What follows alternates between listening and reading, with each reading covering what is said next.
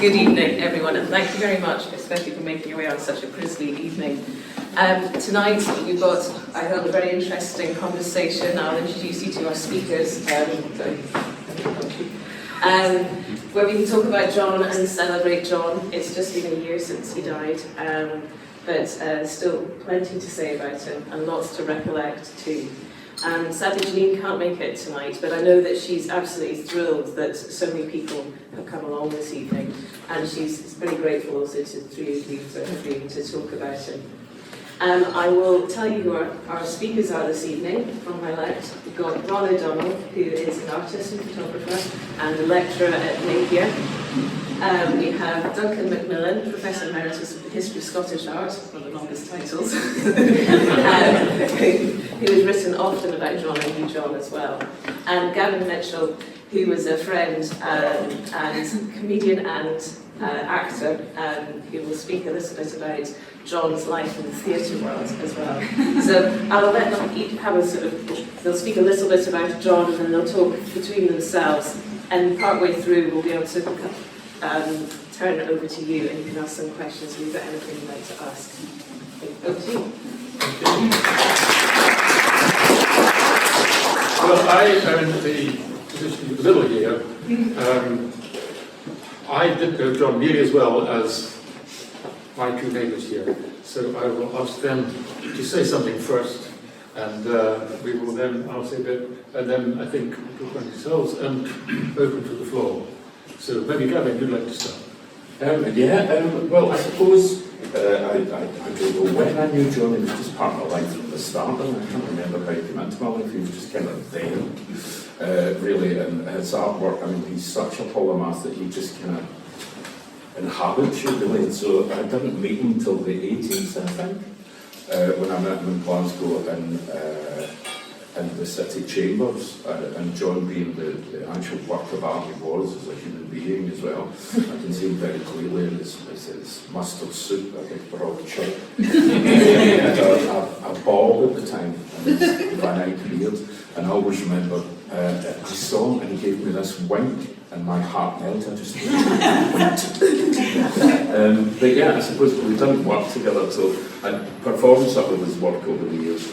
And he'd been a huge influence on me because I was originally an artist, and so he'd influenced me massively. But then as I became an actor, I performed a lot of his work, and then we worked together. I'd done the Slap Boys, and then we brought back Tutti Frutti on stage a couple of times, and then we did Colquhoun McBride, and we also did more recently Donald and Benmar, his children's book, for Pitlochry for a radio play during the pandemic.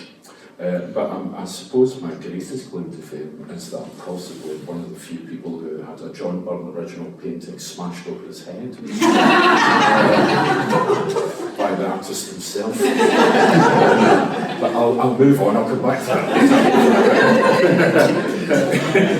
later. Well, I remember, because when I was asked to do this, you think about all the things that you did with John, and I remember distinctly the first time I ever met John. I knew John and I knew John's work.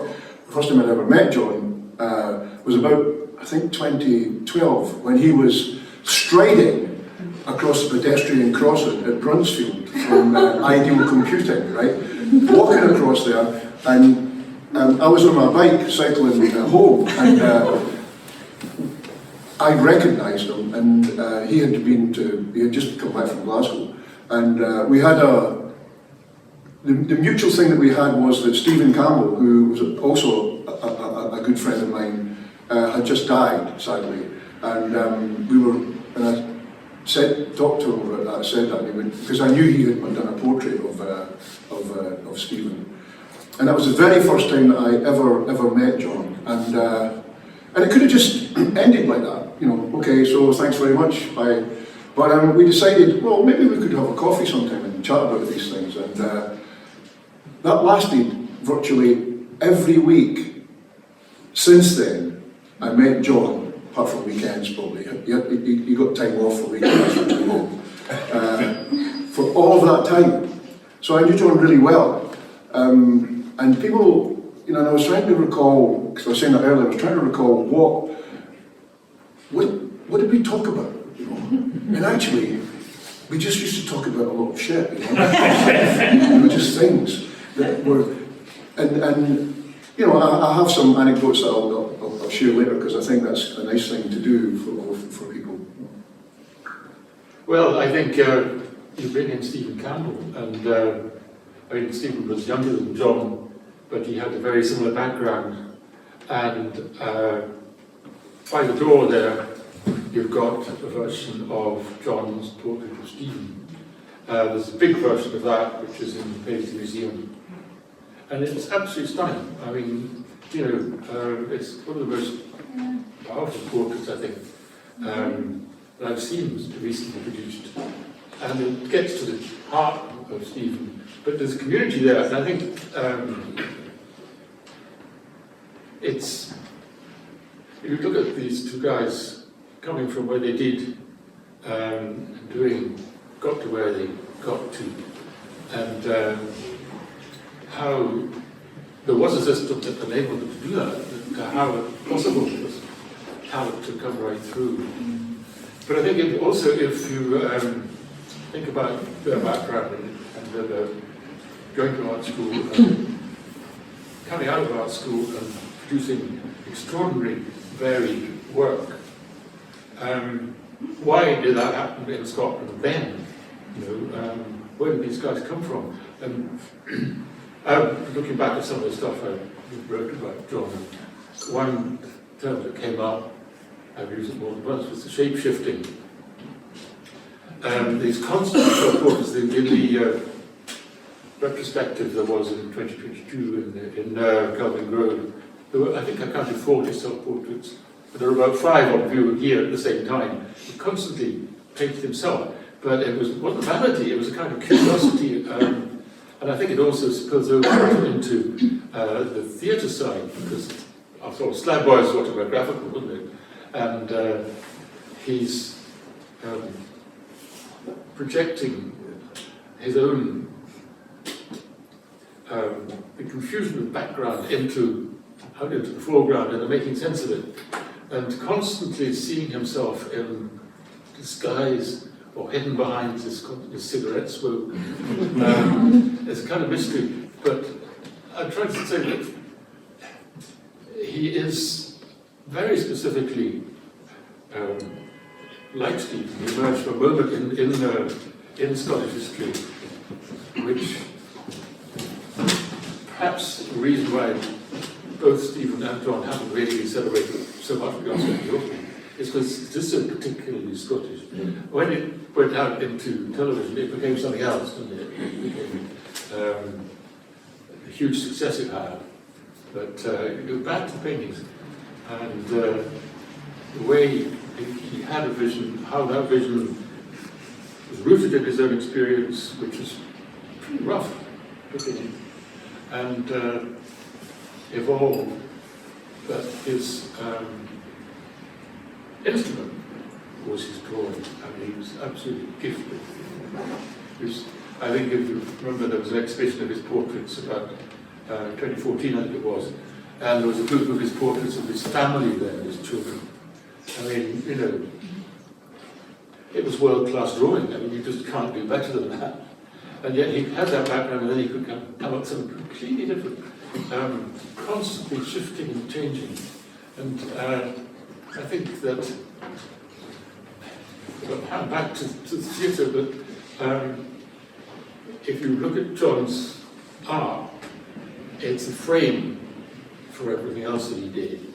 He visualized in detail his plays. In the retrospective show, there was the storyboards for the film of Tutti Frutti. The Slab Boys. The Slab Boys, yeah, which was detailed stuff right through. I mean, there were about 6. Each frame. Also, he did everything. I mean, he directed it, he did the scenery, he did the cut, he did everything. I mean, I think he got pneumonia when we did the Slab Boy, because he was up at 3 in the morning painting the stars in the sky. You know, he couldn't stop. Extraordinary. I was reading an interview just before he came, which was, I think, after about the time when Nova Scotia was produced. And he was talking about costume. He said, yes, he says, I insisted every detail of costume. So he was even designing costumes. Yeah. But no, it's interesting. I think it's funny. Before I came here, I went to the portrait gallery, and I'm paraphrasing slightly. There's a quote for John talking about his self-portrait, where he says it kind of gets to the heart of the matter, and he was his own sort of study, and so to look at himself and have his own model the whole time and constantly explore himself.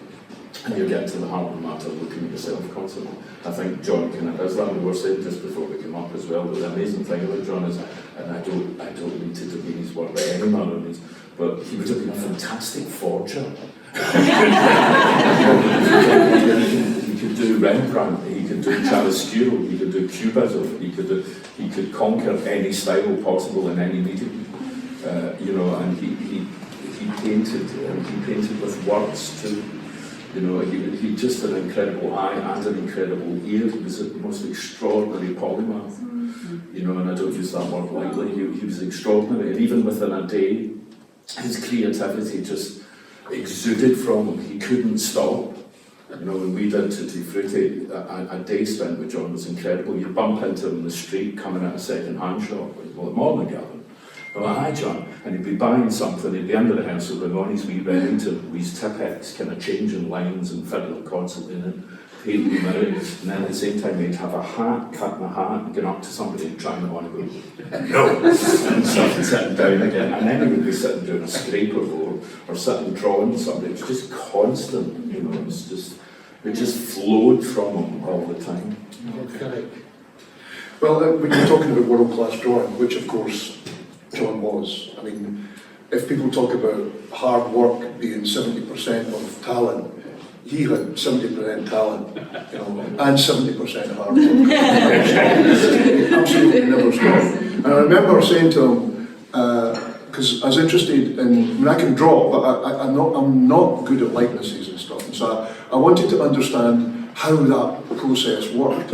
So I said to John, so when you're doing a portrait, John, drawing, this is, where'd you start? And he was like, I just start, I don't start anywhere particularly, I just start whenever I feel the sitter is necessarily needing to be started. And I was like, so would you say then that it's like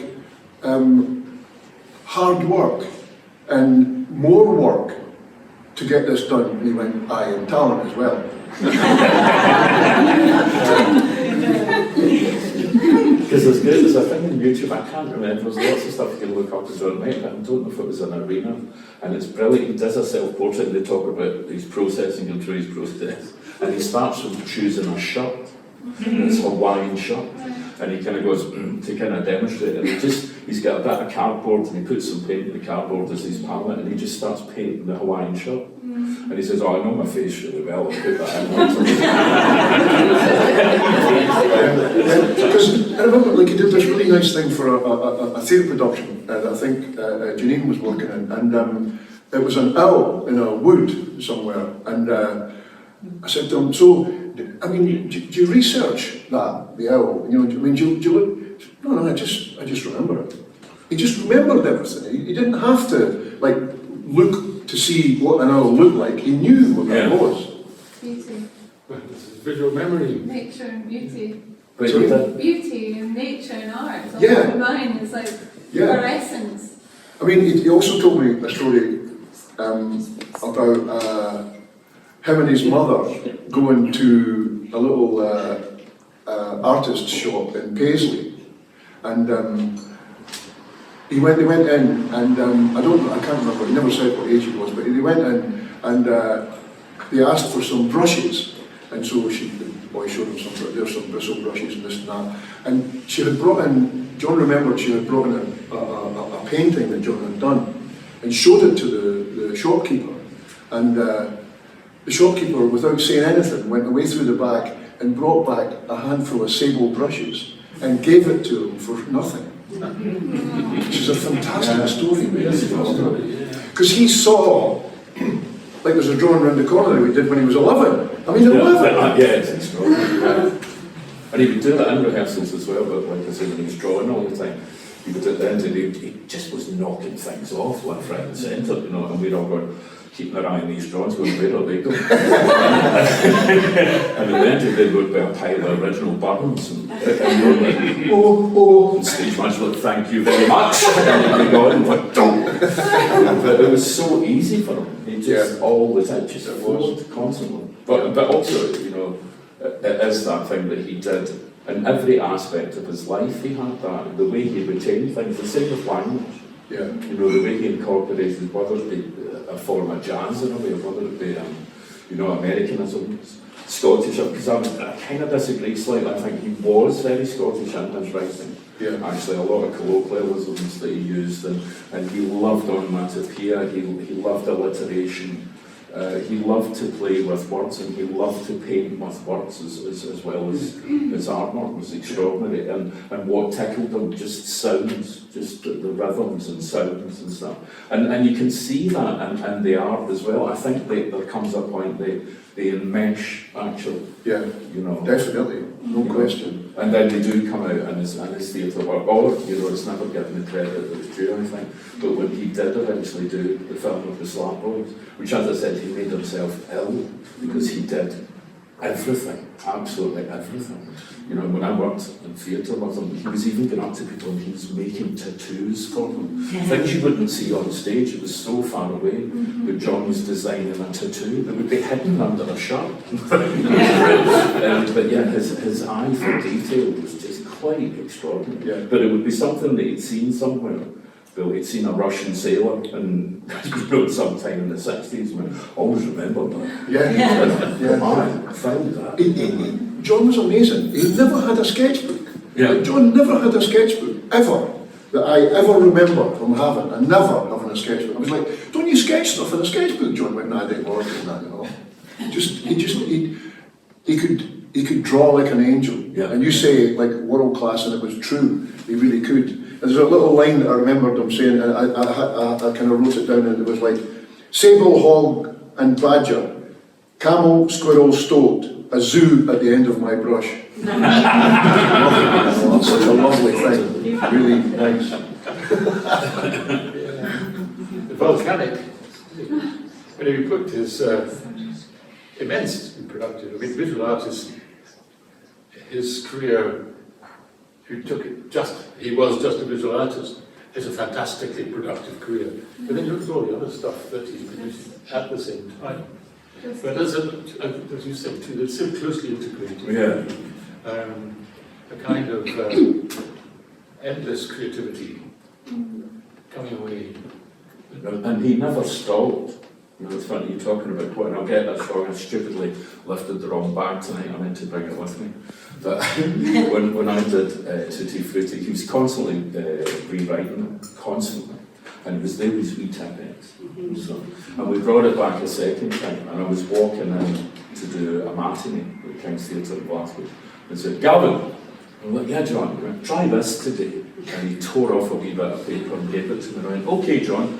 And I walked up the stairs, and it was something like, I played lots of different characters in this, and I looked at this, and it said, it was a response, and it was something like, there's a badly buckled bus stop back there, areas that a big bugger looked at. And I had 15 minutes to play this. Needless to say, I screwed up. And I don't think I ever get that line right. And I remember coming off stage, and you always wanted to please John. I remember saying, I'm so sorry, John, I'm so sorry. I messed up there. It's okay, Gavin. We'll get it right tomorrow. that was difficult, John. Yeah, it was. It really was. I had I think here. I'm not sure if it's. I made a few. This was a drawing. This was just in John's studio, and because he always had roll-ups, you know. But I used to say to John, see, for being a professional smoker, you're rubbish at making roll-ups. Seriously rubbish at making roll-ups, you know.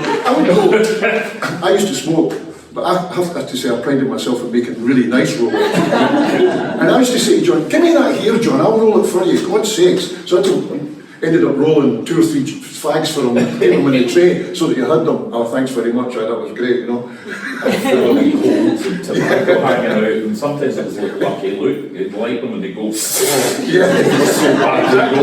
Yeah. At least the ones I made for him, it lasted 3 or 4 minutes.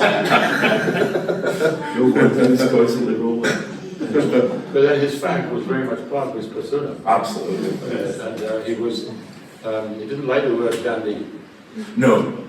but he was a dandy. Yes. And I mean, you can see that in his self-portraits, his constant costume changes and role changing. But it was lovely, I always loved that kind of the whole thing about John being a piece of living art, you know, that he wore the clothes didn't wear him. And again, I bumped into him one morning and I said to him, he's wearing this black coat, but it's just the way John wore it, it looked fabulous. You know, and I said to him, morning John, morning Gavin. I said, that's a lovely coat you're wearing, where did you get that? He said, I don't remember. I put it into a suitcase that I kept under my bed for about 15 years. And this morning I woke up and I thought, I think it'll be ready. And it was ready. Well, it's funny because I remember I did this very thing. This is not the best drawings. It's not skill, but John told me a story once where he was in the Meadows Festival at the market. There was markets and stuff like that. And in the bottom of a basket there was this tweed material, and like quite a lot of meterage of this tweed material. So he was like, oh, I'll buy that. 20 quid. So he bought it for 20 quid. And Giuseppe, this little guy here, has a shop in Toll Cross. He apparently used to work for Gucci, this guy. And he asked, John said to him, can you make me something? So he made him a pair of trousers and a waistcoat, because there wasn't quite enough material to make a jacket as well, but he got the trousers and a waistcoat. And that's it here. And John kindly wrote this story out for me, so it's actually part of a thing that he wrote the whole story for me. And this is John wearing it here. So, Very elegant. yeah, he liked his clothes. So that's in keeping with his whole self-image thing, isn't it? And with self-portraits, you would think could be the vehicle of vanity, but they're not. They're not for Rembrandt painted on self-portraits, and he certainly later on they're not available. But it's this constant search, isn't it, for an image that's going to work, and also, I suppose, changing his image, so there isn't a constant there, which is a very interesting sort of artistic base to work from, isn't it? And hiding in full sight in some of his self-portraits where he is actually invisible. There's a wonderful self-portrait in the retrospective, which is his studio, big picture. And there's some cigarettes on the floor and some paint here and there and easel, but no artist. Of course, it's a self-portrait. He's inhabiting that space in a way, but he's invisible. I think his art needs to be explored more and taken more seriously. In a way, the success of television sort of shone it, didn't it? And of course, he didn't exhibit for about 12, 15 years. He stopped exhibiting completely, and then started again, I think, in 1990. Which is interesting to think that how important the art was to him. Not going to, he was making it, but he wasn't exhibiting. And of course, he began his career with this role playing with the artist Patrick. There was a story there that he wasn't getting on very well as an artist, and so he saw that naive artists do quite well. So he invented this naive artist called Patrick, who he then approached a gallery in London and said, my father is a I know you've artist called Patrick Byrne, and there was an exhibition, and actually there was a letter which remember you had in that show a couple of years ago from the gallery saying, could you add any more of them? His father was supposed to be painting in a small house in Canoon, and how he produced that.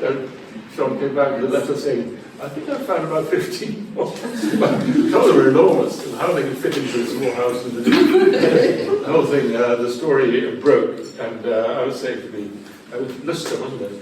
Yes. And for his credit, he thought it was a good joke. And they sold anyway. Yeah. And John's career did begin to blossom from there as a painter. But then do you know why he stopped painting? I don't really. I mean, I think I could look at it, I think it's a shame, you know, if it's like that, but whether it be John or as we were saying earlier, Alistair Gray or George Wilde, that we don't celebrate a lot of working class artists, I think, or that he had to take that route through Patrick and not himself, and be celebrated or looked at or taken seriously by galleries. I think, and we don't look after our artists well in Scotland. Oh, don't even get me started. Really. My feeling about it is that we're just too small a country with too many talented people, let's say. But I have to say that John, you know, in talking about his art and stuff, I loved, like, his drawings of when he remembered himself being a child are really poignant, you know, and they're very heartwarming images of him. And there's a few that I saw which I loved, and this one is him going to the library with his dad. It's just great, you know, that big great coat in the 50s, and John, the little enthusiasm of John here, you know, and going to the library. Just like this, the poignancy of that for everyone, I think, because it happens to everyone. There's another great one which I couldn't actually find, was of his mother and him standing on a hillside looking over Glasgow, and you see the barrage balloons like there, you know. And this was just him remembering this and then just drawing it. I think this was done in, I don't know, 2017 maybe.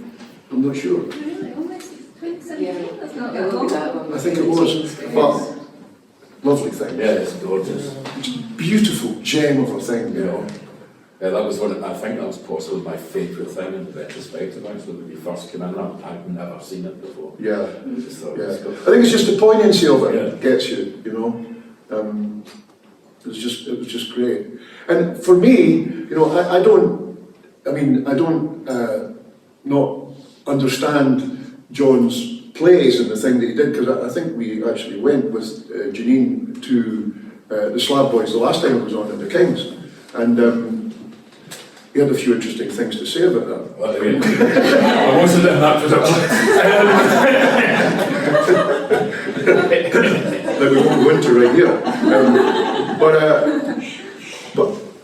But he did everything, you know. Yeah. You know, like you say, like even in, like he did everything, and that was what was amazing. And sometimes people forget when you see an exhibition of Sophia, you think he's just an artist, but no, he's a playwright and a writer, all of that stuff. Yeah, and very good at his role. Completely. Yeah. Printmaker, artist, gosh, graphic artist, you know, set designer, costume designer, writer, adapter. You know, we forget that he you know, Carpet designer. Yeah, That's true. That's so good. So Yeah. back after the Slab Boys, where he was mixing paint for the Carpet Factory. At one point, after graduating, he went back and worked with the Carpet Factory. And I think it was about then that he wrote to Magritte and got this wonderful letter back from Magritte. And I hadn't really checked this out before, but Magritte's response to John was wonderful. But there was a link there, because Magritte had worked at exactly the same point in his life, not in a carpet factory, but in a wallpaper factory. And he says, you know, there's that point of contact between them. And Forgive me, are we allowed to ask questions? great. Yeah. Was he a daddy? Who? John? What's that? Duncan Macmillan, was he a father? Was John a father? Yes. Yes. Yes. Yeah. Yes, of course. Yeah. 4 children. Yeah, yeah. Twins, actually, with still children around their 20s, I think. Yeah. And then two children, or much older. I mentioned the drawings of his children, which are just so beautiful. Yeah. Yeah, that's fantastic. Sleeping. Children sleeping, my daughters. It's just Conte Creole. Fantastic. absolutely wonderful. Yeah. But no, to get back to the surrealist thing, I mean, Emily's put some There's that surrealist, the Greek letters Yeah. actually Yeah. hanging around the corner if you want to look at it. and some of the surrealist work there, and that's where he belongs really, isn't it, as a surrealist, in that whole sort of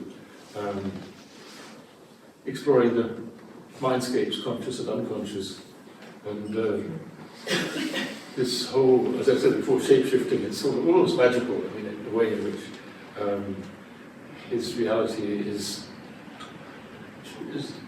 transparent, and yet you don't know what's behind it. It's the smoke with a cigarette. My realism is that he makes the ordinary fantastical, he elevates it. Yeah. You know, even with this, again, going back to What great artists do. yeah, it's a theatrical side of things, you know, and what you were saying even about his clothes and thing, I always loved the Slam Boys. It becomes magical to work in a mundane job and the mundanity of it, and that he turns it into something quite extraordinary. Yeah. And at the end, it's very telling. I think it's the final line in Slam Boys is something like, you're 19, you've got a wardrobe full of clothes. Yeah. And Yeah. that's kind of Yeah. John right there as well. I was always so, I couldn't believe John got a letter from Marguerite. I was so jealous of that. I really was. I was like, John, I can't believe you got a letter from Marguerite. That's amazing, you know. It was also very encouraging to me. Absolutely, You know yeah. that the envelope just said Monsieur Magritte, the artist, Belgium. There was no tracks. It managed to get them. Yeah. I wonder if I was fortunate to meet John just a handful of times, but one of the favourite stories that he told me, and I wonder if you could maybe expand on that a little bit, was that he said that he got on a bus and he sat down next to Jerry Rafferty, and so they're just chewing the fat, and Jerry says said to John, "Where are you getting off?" So I'm getting off at Thompson Street. And Jerry says, "No, you're not." And he said, "No, I am. That's why I run the bus, because I'm going to that place and get off something." He says, "No, you're not." He says, "You're coming with me to see the funniest man in the world." And he stayed on the bus and he went to see Billy Connolly. Right. Yeah. So what was it about that period of time that produced Jerry Rafferty, Billy Connolly, and John Byrne? That's great. I was going to bring in that because I remember the exhibition at the Third Eye Centre in 1978 and Yeah. I was part of the art scene then, and that whole time, with Tom McGrath and then there was John McGrath in 1984, but in the Third Eye Centre, the exhibition, and then you had sort of that whole emerging poetry scene, and we had Noise and Smoky Breath with Stephen O'Ryan, Tom Leonard, Liz Moorhead, and and I see Joyce McMillan too, because that whole cauldron in Glasgow at that time I was fortunate to be part of, and then you had the Citizens Theatre, and because I was a student, in for 50p, and that whole theatre of with Philip Prowse and and the whole kind of sort of scene in Glasgow at that time when you're talking about Billy. John, I remember him striding about. I didn't know him. I've spoken to him subsequently. I have a portrait. It would be interesting to look at that whole dynamic of that cauldron in Glasgow, and Oscar Mazzaroli, who you met, in the Equi Cafe. I mean, it just was an incredible atmosphere, and the Third Eye Centre was an incredible part of the whole of that art scene becoming, and again it was working, because I'm from the Gorbals, and that whole working class, suddenly, with the 74 and things, I mean, a lot of the stuff at the Citizens was incredible, all this amazing demi-monde, and I saw, sort of all these amazing actors, including, what's his name, the Slam Boys, and it's just, it was incredible. I'd be interested to contextualise it, because I also think, just to conclude, I really believe that John is not really seen as the artist with the level of a poem that he should be seen. I think he's one of Scotland's best artists ever, and I really would raise him above many incredible genius. So I don't know, it's just an incredible insight into that time. It was just a wonderful buzz in Glasgow. But one bit of context there is, I think, I remember it well, there was a lot of build-up in 784 as well, but it got to the referendum in 79, which was scuppered, sabotaged by nameless Labour MP. But the range of history through that period was interesting. And of course, there was a lot of reaction also to the failure of the referendum in through into the 80s. So this is the wider Scottish context is part of the story very much. Yeah, and you were talking about Glasgow 784, and the Traverse in the Grassmarket also was a big place for That's John. our first Slab Boys. Aye, that's right, exactly. That's 1981, The kind of start, really, in that festival thing of the Slab Boys there. And I think John was a big drinker in there as well. Liked that place a lot. I mean, it was a real hub. I remember that place too, and going there as a student, and you never really thought at the time. It thought it was a dive, this place. You never really thought this is like a melting pot of like historical Scottish art. You just really never thought that. It just looked a bit like a dive. Loads of young folk. And involved that originally, you're looking at Ricky DeMarco and Exactly that. Jerry, we created it. Extraordinary people who, people forget now when it's a thriving commercial kind of festival we have, but who was behind that and what, that also grew into a book festival and that, it's phenomenal. We've kind of lost that along the way. Yeah, actually you do. Like, for all it was quite sleazy and quite wee and pokey and things like that, particularly the Traverse, when you look at the new one now, it's a bit corporate, isn't it? Things get made corporate, don't they? But the Slab Boys, I think the first performance of Slab Boys Travels was paid for by a commission that John had for a group portrait. Really? It was the trust, I can't remember the name of the trust in Glasgow. That's one of his most straightest kind of... It's absolute, I mean, it's profile change. Here he is doing an absolute boardroom portrait of these guys, old men, of course, old men, dealing with money. And that went into the Slab Boys. So one side feeding the other. Yeah, should we open up to the floor? Yeah, of course, sure. If anyone's got anything to ask. Please do. Or they can carry on talking. Well, sorry, yeah. That's okay. I just wonder if, after an incredible introduction to the man himself, I just wondered now, is there any artist in the country that is the equivalent of, I know it's not good to compare because you can't, it's not really about comparison, however, or mostly inspired by, let's phrase it that way. Like John, you mean? Yeah, we're here talking about John, I mean, right? nobody is going to say that here because John is unique. Yeah. They don't happen very often. I mean, I knew John for all that time, and I mean, it was only by a chance meeting that we met, and it's one of these strange things that when you look back on all of that time, and we didn't consider very much about it. We just met and just talked and this and that and whatnot, went to places and blah blah. And you don't realise that how much of a spiritual friendship you have with a certain amount of people. Not everyone. You can't get that with everyone. We could have met and just left and that would have been that.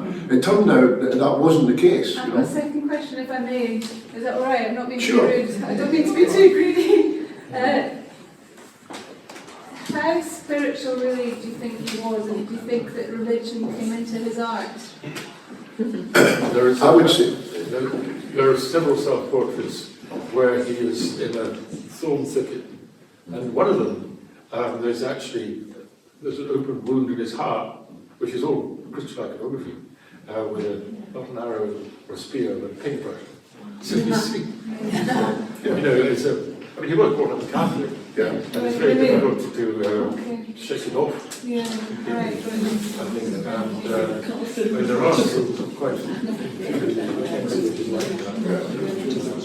One of the few, sorry, one of the few people that brought up a Catholic that didn't support Celtic. It wasn't a football man. Yeah, that sort of things me when we go to Yes. Hi, thank you all. This is just so fascinating listening to the three of you talk.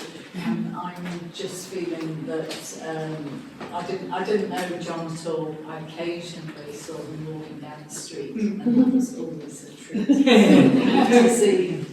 I feel what you're saying is he had immense curiosity about life, and that enabled him, or he pursued that.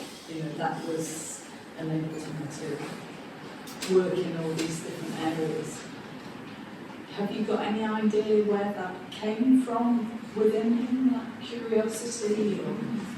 I think that the universal education following in 1945 was actually key. And people like John, John was 6 months younger than me, so he was coming straight in, really into, as he grew up, he was growing up into this new universal education system, which worked. And I mean, it's when you talk about Glasgow, I mean, there is a community where everybody's been educated. For me, it's like the government. As I said earlier, I think that it's absolutely crucial that we manage to hold on to the free higher education in Scotland. I mean, if there's a political point to make tonight, if the Scottish Government changes, nail them to the floor. I mean, making higher education exclusive is the most backward thing you could possibly do. And look at the result when it is universal. You get genius from a background of no privilege. The other thing I think Right, privilege. to political about it, but I found in the past few years, and especially during the pandemic, that a lot of libraries were being taken away, which is a great shame. I used to protest every Saturday on the dog. And I know that John and I recently was trying to get a documentary made with Billy Connolly involved as well. And Billy, I think, like John, were both huge supporters of libraries and the power of books and the power of self-education and self-improvement and curiosity. And the libraries meant an awful lot to them in books, and a lot of John's references and just his charm. When you think, I mean, here's a man who was adapting Chekhov and came to Fergus Lee Park. You know what I mean? It's quite extraordinary. It's to be celebrated. And a lot of that was self-education and curiosity and knowledge and libraries. So, my other thing would be hold on to libraries and self-improvement, because things like that are being attacked. Will it be libraries that then go into sports centres or various places, all places for especially working class people to improve themselves. We have to look after them. It's not a classist thing, it's all people. No, well, that's one of those times that I would argue it is. You've gone there too, so. Because I am. When John and Stephen Campbell did the portraits of each other, back in the day, there was a suggestion that they didn't get on, even though they were from the same area, they didn't get on to begin with until they became good friends after that. More gossip about that. Well, John never got on, Stephen never got on with MD. I mean, I don't know what you think about that. I got on with Stephen. So did I. That's a really good friend of Stephen's. As friends go, he was probably much more, let's say, difficult than John. But that was how Stephen was. But I don't know that they met that often, to be honest. Both of them. I think they met to do the portraits, and that was about it. I don't remember John saying. When we knew Carol and Stephen, we definitely knew them. Quite a lot. I remember when Stephen's former exhibition in the Third Eye Centre, where he had all the paintings on the walls. I can't remember what that exhibition was called. Anyway, there, and so they recreated it, right? They recreated it here, I think. Yeah, a bit of it in the RSA. Yeah. And actually, John and I remember, I've forgotten this actually, but John and I we were going to see it. We went in to see it, and Carol was sitting there, and she was crying at it. And because they recreated it really well, actually, I remember. And when we went down, oh, Carol, how are you doing? She went, oh my God, God sent the both of you here to us, you know. That's what she said, you know. And I remember, I'd forgotten that completely until just now, but it was just one of these things where, you know, John was, if you talk about spiritual, I don't know how good a Catholic John was, we never really talked about that very much. I certainly was brought up a Catholic, and I'm a very good Catholic, but we never talked about that terribly much. But I think John had a real spirituality to him, there's no question about that. As a human being, he was kind of exemplary as a human being for me, because it's difficult not to see him now. So, excuse me, it was, it's very difficult when you think that, you know, a great friend like that, who was really a kinship that you rarely get in life. So. Could I just bring up something I don't want to hold before, but it's just about the kind of constantly the self-portrait, the looking at himself. The time I did speak to him, and it's now a matter of public record, because I moved on and I work in the field of childhood trauma, and I spoke to him because it's at the end of the Savoys, as you know, the whole thing about his relationship with the mental health and breakdowns of his mother, and how impactful that was on him personally, and I think his creative process, because he said to me one time, because he knew what I was working, and it was after one of the revivals at the Lyceum, was he was always terrified that he would maybe one day become mentally. He thought it was genetic. He thought it was genetic. And I said to him, when we didn't know the full facts of what his history, and it's not for me to disclose it tonight, but you know, he's spoken about openly, is that I felt that that was another really driving force in terms of his, you know, kind of, not so much spirituality, but his identity and his faith and his drive, because he was really scared that it might happen to him. And I remember saying, no, trauma, it's a cause and effect. But you know, I think it's important, because this was an incredible man who survived incredible odds as well. And also that creates this constant introspection, that anxiety, doesn't it? Yes, and I think it comes through, particularly in the self-portraiture, the constant, you know, the looking. Apart from the great, which artists did he particularly like? And the reverse, which artists did he not stand? Sorry, I didn't quite catch the question. John, apart from the great, which artists did he like? Who did he like? Oh, he liked lots of people. He disliked lots of people, but he liked lots of people. Saul Bellow, he really liked. There was a lot of artists that John loved. We never really talked about art very much, to be honest. You can It's not a strange thing, it's just that we never did. We never really, I was going to say there's much more interesting things to talk about. But in some ways there was. John, the point was do it rather than talk about it. Yeah. I have to say though that John was really a lot of fun as well. You know, really a lot of fun. And I'm determined to show you, I made these photocopies today, I'm determined to reshoot some. And so I got John long suffering to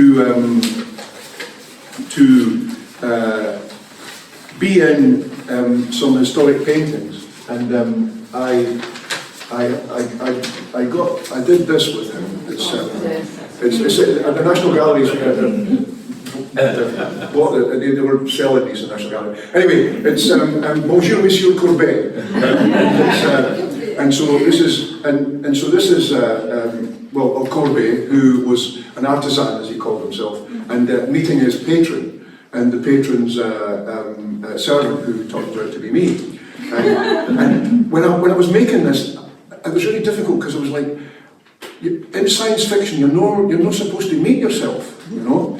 And so, but John is meeting himself in this painting. But behind here, the the patron and his servant and the dog have just gotten off a carriage in the painting.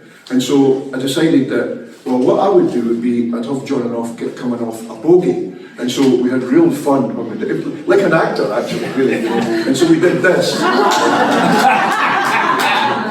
So this is one of that. I mean, this expression in John's face is great, you know. And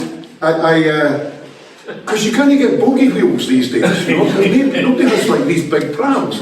So I had to go to Sam Burns' junkyard and get 2 ladder wheels. So these are ladder wheels here. And it says here, made in the UK, which I scored it and just put Scotland in there.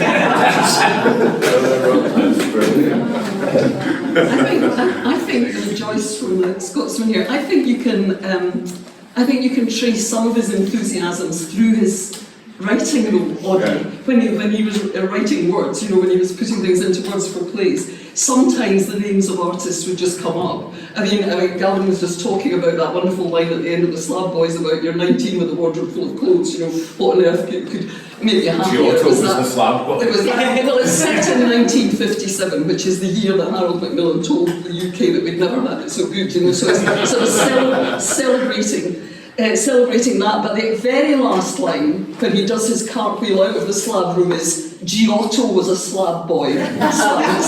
So we know that Giotto was an absolute waymark for John Byrne. And when I interviewed him at Summerhall maybe about 10 years ago about his, talking mainly about his visual art, although, you know, also about his theatre life, I asked him at the end who was his biggest inspiration as a visual artist, and he did mention Giotto. But he said, the last word he said was douanier Rousseau, because of the movement of the paint. Which was a really interesting insight. Yes, exactly.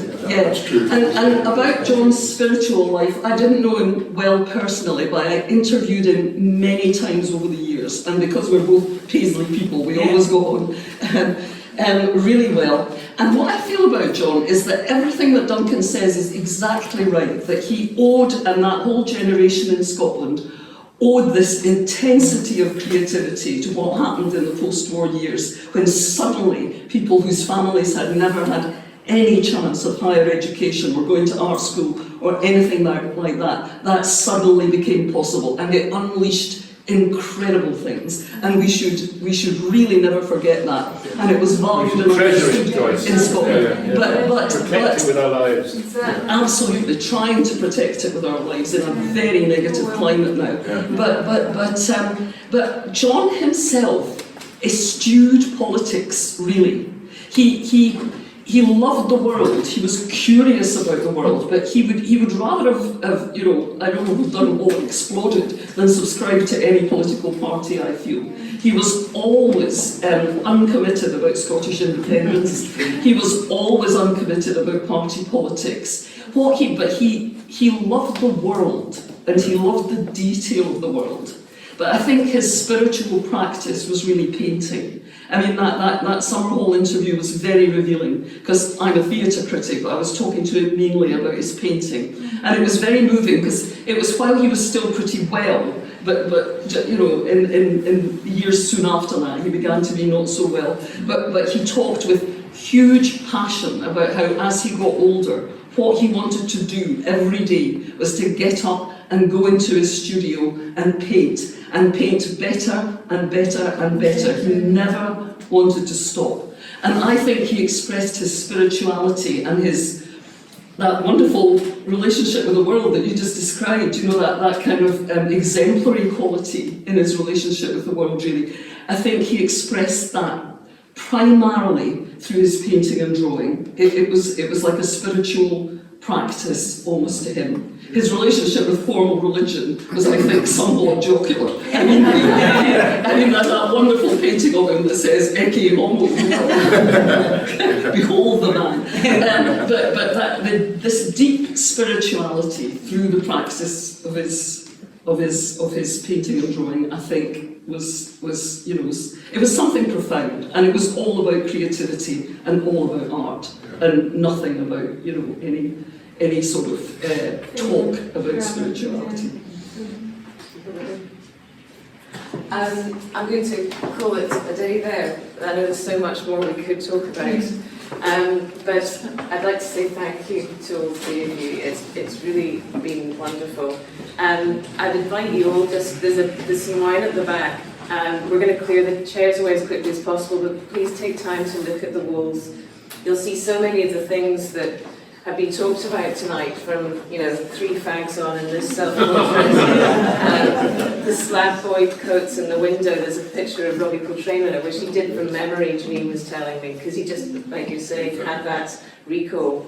There's pictures in his sort of, as it were, recreated studio around the corner, where he's described the costumes.